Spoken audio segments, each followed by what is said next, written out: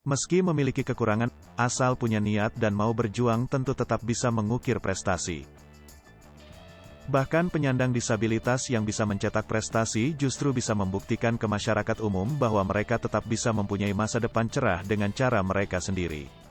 Seperti prestasi yang diraih mahasiswa pada program studi, Prodi Sastra Indonesia di Fakultas Ilmu Sosial dan Budaya Universitas Jember, UNEJ. Zainul Arifin.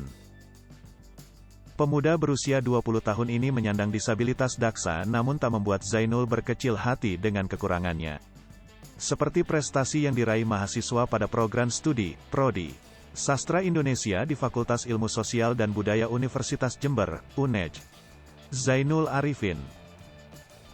Pemuda berusia 20 tahun ini menyandang disabilitas daksa namun tak membuat Zainul berkecil hati dengan kekurangannya. Hai pemirsa Sri Popo TV, jangan lupa komen, like, dan subscribe